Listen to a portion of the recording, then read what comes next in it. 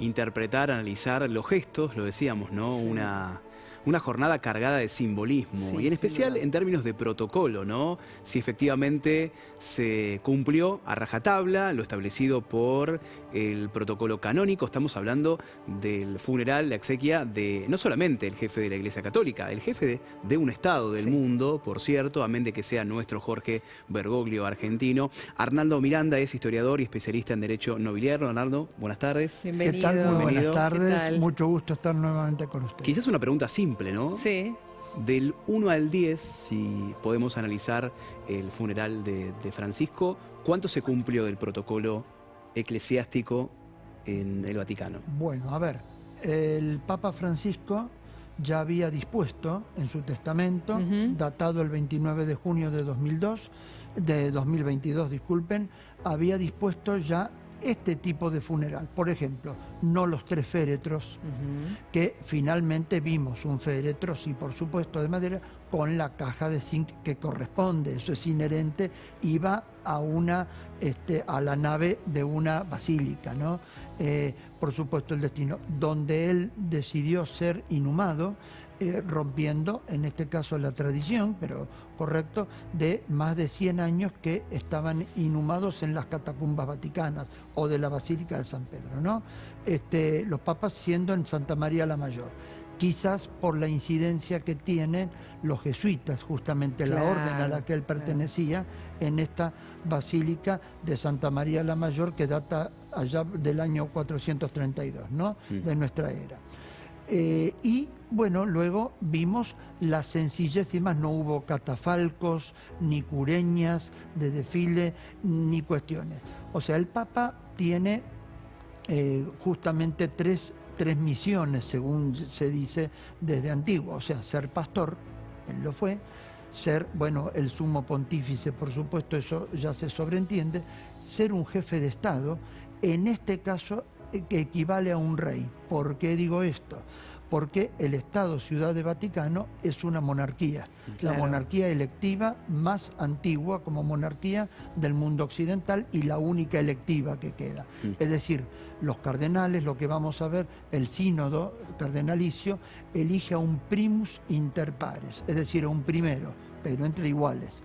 Y se supone que es la elección del más apto, o del que ellos consideran más apto, por lo tanto es una aristocracia, teniendo el término que viene de Aristos y Kratos, ¿no? Y Arnaldo, teniendo en cuenta lo que se viene, porque lo venimos diciendo desde temprano, termina un ciclo con la muerte del Papa Francisco y ahora ya después de unos días todos empezamos a pensar, ya lo venimos pensando y charlando, vos Pablo que estuviste en Roma nos decías, se generaba un cónclave en off o paralelo, un precónclave a uno que todavía ni se inició. ¿Qué podemos esperar de eso? Digo, porque no sé si todos tenemos tan en claro que el cónclave puede tardar años en resolverse, ¿es así? Bueno, a ver, puede tardar un tiempo o podemos tener en 3 días un nuevo papa o en una jornada. En horas. En horas.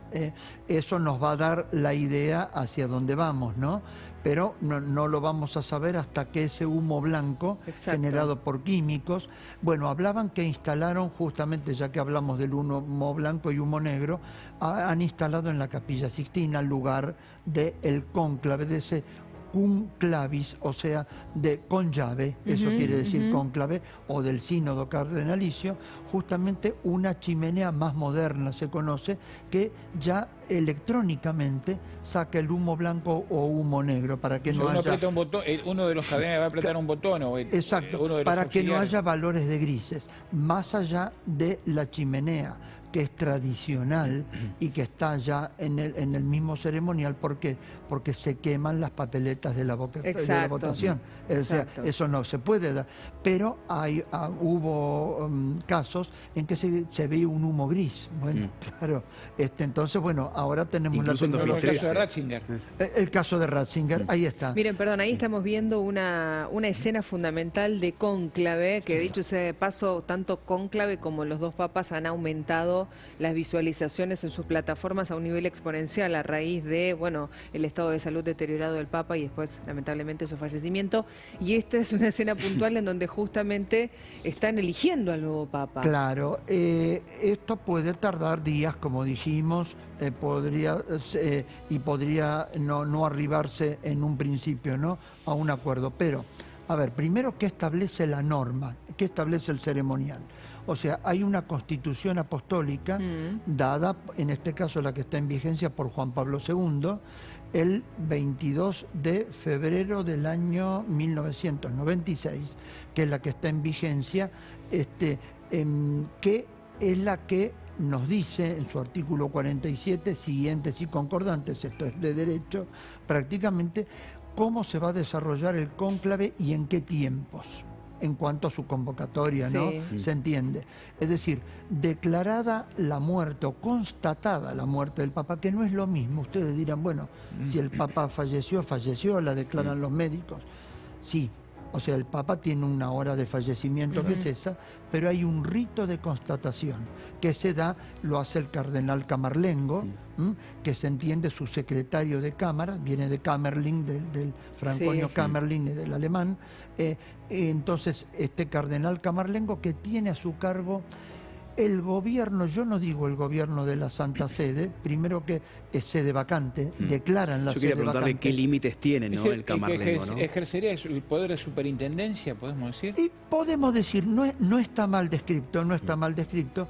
Es decir, el Camerlengo tiene la responsabilidad de recibir a los cardenales, armar el cónclave, ver todo lo que es esta ceremonia de este rito de constatación, sellar las cámaras justamente, donde el Papa tenía sus aposentos, los documentos, destruir el anillo del pescador, porque es el sello, más allá que el Papa Francisco lo usaba solamente en las cuestiones ceremoniales, y el anillo que lo acompañó no iba a ser ese de ninguna manera, pero iba a ser el anillo que él usaba. Creo que cuando yo lo conocí aquí en Buenos Aires usaba ese mismo anillo, ¿no? Este Camerlengo tiene voz, voto y puede ser electo, bueno, a ver, en ese cónclave, mientras que vamos a empezar a repasar también los nombres y las fotos, las caras, para poder empezar a identificar a los posibles papables, ¿no? Pero cómo no, si me permiten terminamos la idea, si les parece bien.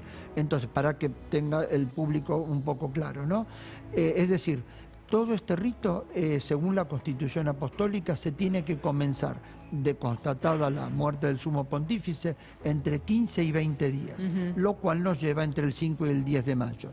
Las fechas que se están tirando entre 5 y 6 de mayo. Está correcta. Lo preguntaban de este medio y de otros. Bueno, es más o menos, es correcta, o sea, es correcta ahí, estarían los tiempos, ¿correcto?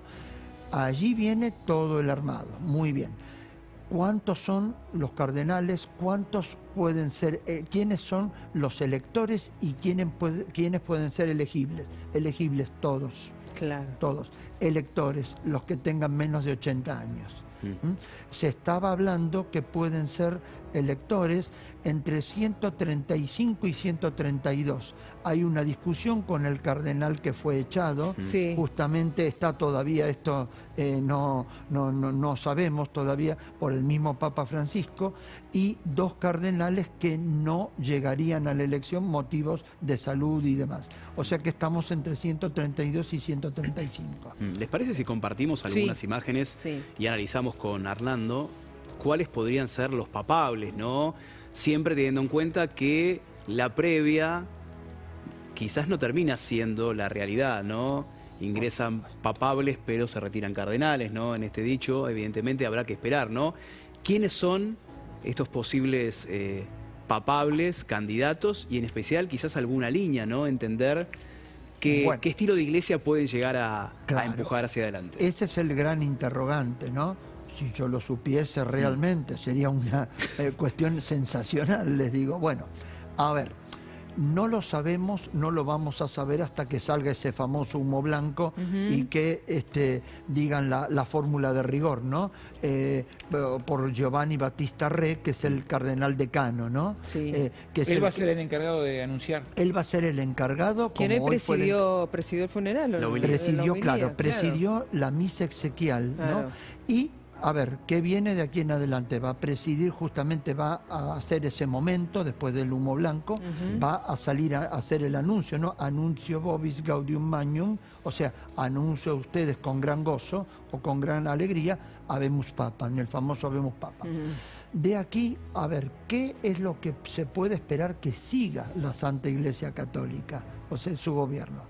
La línea de Francisco, claro, una línea de simpleza, de humildad, de simplificación de los ceremoniales, los rituales y la concepción misma de hacia dónde debe mirar la Santa Iglesia Católica, o tomará la, como digo yo, la balanza, la balanza, ese justo equilibrio, claro, no lo digo yo, por supuesto, lo de justo equilibrio que dicen generalmente en estos casos, e inclinará la balanza también hacia una derecha o hacia una cuestión más ortodoxa, digamos, o que siga más los rituales. Bueno. Arnaldo, también yo escuché decir a expertos como usted que el mismo día en el que se anuncie quién va a ser el nuevo Papa, ya como salga a saludar, las palabras que diga, lo que decida ponerse, ya va a decir mucho de cuál va a ser su línea. Bueno, ¿es así? Lo que justamente, mire, en este medio y con otros medios lo mismo se conversaba. Es muy probable, vamos a tener por lo menos una primera impresión. Claro. Las primeras impresiones cuentan muchas mucho, veces cuentan mucho y muchas veces son muy acertadas, ¿no? En la gran mayoría de los casos. ¿Pero en qué atuendo nos tenemos que fijar, bueno, por ejemplo? El atuendo, por ejemplo. ¿El calzado? El Papa Francisco, el cardenal Jorge Mario Bergoglio, cuando llegó en 2013, que llegó con lo puesto, con esa valijita y el calzado. Cuando sale con la alba blanca, o sea, con la vestimenta blanca, y ya dio la simpleza, ya los que lo conocíamos lo sabíamos, pero para el mundo, no vamos a decir, dio esa simpleza. Pues si vemos otra cosa, claro, vamos a tenernos ya a una cuestión no más ceremonial. A ver, todo es ceremonial, el ceremonial en sí mismo es el recipiente. Y el protocolo es el contenido. O sea, puede haber protocolo sin ceremonial y bueno, no, evidentemente, porque este líquido estaría derramado. Puede haber ceremonial sin protocolo, sí. Bueno, lo que va a marcar la diferencia entonces de cómo va a ser ese ceremonial y Arnaldo, cómo mire, va a ser. Ahí tenemos en pantalla cómo llegó, ahí lo tiene también de frente, pero ese fue el día, ese fue marzo de 2013, ¿no? Exactamente, marzo. Ahí está. Bueno, ahí vemos su calzado, la valijita misma, y también está la imagen cuando había embarcado aquí en Argentina, ¿no? Cuando había subido al... Un cónclave que va a tener muchas medidas de seguridad. 650 cámaras dispuestas dentro de la Capilla Sixtina, todo tipo de inhibidores de señal, de bloqueos, de vigilancia, porque, usted corríjame, Arnaldo, y también Pablo y Viviana, mencionó a Pablo porque estuvo allá, porque hay muchos intereses. Creo que como nunca esta es un cónclave marcado por los intereses del mundo, en un mundo que todavía, pero esperemos que no sea por mucho tiempo, está en guerra. Bueno, usted lo ha graficado perfectamente. Un mundo que está en guerra y que, fíjese, el Papa se va de este mundo, de la faz de esta tierra, dejando señales, signos. Muy bien. Estos signos los hemos visto en el funeral, por ejemplo, en la misa corpore insepulto o misa exequial, es esto, a los jefes de Estado en La Paz dándose las manos. Estas reuniones que hemos visto detrás o delante de la pila bautismal, bueno, muy, vamos a decir, con muchos signos y símbolos. Dentro de todo esto, las medidas de seguridad tienen que ser claves. Aparte, nunca, yo no recuerdo en la historia, puedo decir, ni recuerdo haber leído, ni recuerdo haber vivido en los años que tengo, nunca en una historia un funeral de una misa exequial de un papa que haya tenido esta presencia. Más de 50 jefes de Estado. Ni siquiera con Juan Pablo II. Ni siquiera con Juan Pablo II. No, creo que duplicó la cantidad de delegaciones. Yo no tengo los números en este momento en mi... Más de en mi 130 cerebro. hoy. Más de 130, Hoy más de ¿no? 130. Hablaban de hasta de 160 delegaciones. Quizás estén hablando también de organizaciones no gubernamentales, ¿no? En las delegaciones, por eso podemos tener disparidad en los números. Pero nunca hubo esta presencia, lo cual obliga a medidas de seguridad extremas, supongo, las que sabemos y las que no, desde luego. Pero así debe ser. hoy convivió el protocolo Sí.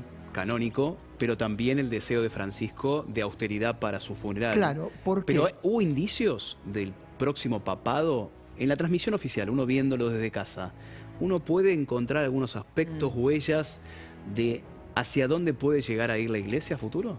Es muy difícil, le digo, por lo menos yo le digo desde mi perspectiva. ¿Por qué? A ver, el Papa Francisco pidió simpleza y demás, pero eso lo refrendó, o sea, su testamento, con el Ordo Exequiarum Pontificis Romane, o sea, que es el orden exequial o las reglas que se deben seguir para las exequias de los pontífices, que en 2024, el año pasado, él ya, digamos, de alguna manera reconstituyó. Claro. ¿Para qué? Pues si no íbamos a tener pobre Camarlengo y pobres cardenales, iban a tener un grave problema. Un testamento que decía una cosa y un ordo exequiarum, o sea, que decía otra. Exacto. Entonces, él fue coherente en la forma y en el fondo. Así debe ser el Y ceremonial. Arnaldo, le consulto, los papas todos han visitado su tierra natal, todos, ¿no? Bueno, a ver... La mayoría. La mayoría A italianos. ver, la mayoría. Claro, la Hasta mayoría... Pablo VI fueron italianos y Albino Luciani también, ¿no? Que fue el papa Albino que estuvo Luciani. 33 días. Claro, es decir, muchos visitaron su tierra, pero tenemos que mirar desde dos puntos, según mi humilde No, mi opinión. pregunta iba, ¿por qué cree que decidió Bueno, no venir a y a Argentina, eso a iba pesar de- justamente, a ver, dos cosas. Primero, que el Papa como pastor sí tiene una misión, otra como pontífice y otra como rey, o Sí. como el jefe de Estado, vamos a decir, que solían ser sedentarios. Es decir, quedaban siempre en donde están sus funciones. Él dio señales claras, que él consagró su vida, que ya no tenía retorno. O sea, su vida ya no tenía retorno. Cuando fue electo Papa, Ya sabía. es decir, eso no lo vemos ni lo sabremos, porque cuando el sínodo tiene sale el humo blanco y tienen ya un Papa, primero es preguntado, o sea, le consultan. Bueno, ha sido electo. podía decidir abdicar también. Claro, él podía decir sí o no. Sí. Muy bien. Si dice que sí, ya dicen santidad, cui sibi nomen imposuit, es decir, cómo desea ser llamado. Esa es la Sí. fórmula que complementa. Y él habrá contestado Franciscus, evidentemente, Sí. ¿no? En esto. Bueno, de ahí en más, ya todo va para un lugar, marca para dónde va a ir. Él ya desde la elección de su nombre, de todo, es decir, ya dio una primera impresión hacia dónde iba la Iglesia. Y bueno, ahora, ¿qué podemos esperar? Es muy difícil. Vuelvo al punto de la tapa del diario La Nación del martes, el día posterior, análisis del día siguiente Sí. sobre la muerte de Francisco y el título Un Papa irrepetible, ¿no? La foto de él. Y la foto de él con la paloma, Sí, con ¿no? la paloma. Pero el título, una frase, Sí. Un Papa irrepetible. Los argentinos, cada uno de nosotros haremos nuestro propio análisis, ¿no? En términos de si fue disruptivo, distinto, contradictorio, un ser humano, Sí. Jorge, detrás del Papa Francisco. ¿Por qué sería un Papa irrepetible? Sería irrepetible porque primero fue el primer Papa sudamericano, el primer Papa argentino, desde luego, queda todo dicho, y justamente en esa línea, quienes lo conocimos a él, ya sabíamos que cuando era vicario de la zona Flores, yo hablo en el momento que yo lo conocí, obviamente, él ya nos recibió con el mate, lo recuerdo, hablando de su club San Lorenzo de Almagro, quizás el único club de fútbol nacido de una orden religiosa, algunos dicen en el mundo. No me atrevo a hacer tal cuestión, porque en el mundo hay muchas cosas, es muy diverso, y yo siempre digo que terminamos a ver, siempre conociendo que nuestra vida debe ser de conocimiento y que cada día que cada día que aprendo algo, y es todos los días, comprendo que menos sé, porque comprendo todo lo que no sé. Entonces, si comprendemos todo lo que no sabemos, así que quienes lo vimos eso, y quizás sea irrepetible por sus rasgos personales, un papa que prometió y propendió, discúlpenme, al diálogo interreligioso. Sí, eso es Eso fundamental. ya quizás lo haga irrepetible. Ya tengamos un punto allí, ¿no? Es difícil saberlo. ¿Quién puede venir? Tampoco lo sabemos. Tenemos muchas personas que pueden ser. Cuando cuando Jorge Mario Bergoglio, debo retrotraerme, llegó a Roma para esa elección, él no se tenía fe, pero tampoco estaba entre los papables, para nada. Pero terminó siéndolo. Claro. A ver, ¿qué hay dentro de la política vaticana como dentro de la política de todo Estado, ¿no? Ustedes lo conocen perfectamente. Es decir, se dice una cosa y se hace otra. Puede haber mucho de eso, ¿no? Y puede suceder Entonces, este año también. Claro, entonces por ahí decimos una cosa, pero vamos para el otro lado. Recordemos que no tiene nada que ver con esto, o sí, El Príncipe de Nicolás Maquiavelo. Pero a Nicolás Maquiavelo, tanto que lo tienen por malvado y demás, yo no digo que haya sido bueno, pero daba los consejos que tenía que dar. En política, decir una cosa y hacer otra, muchas veces sea la decisión acertada o que lleve a acertar la decisión. O que el acierto de esa decisión dependa justamente de eso, o el éxito, ¿no? No deja de ser política todo esto. Sin y duda, es también sin duda. quizás el papa más político de los últimos años. ¿Por qué no? ¿Por qué no? Arnaldo, muchas gracias. Un Por placer favor, a escucharte. ustedes. Gracias. Es un Hasta la próxima. placer Gracias. estar con ustedes. Bueno, seguimos avanzando en esta edición súper especial desde muy temprano, desde las 5 de la mañana, que les estamos mostrando y acercando toda la información en vivo de lo que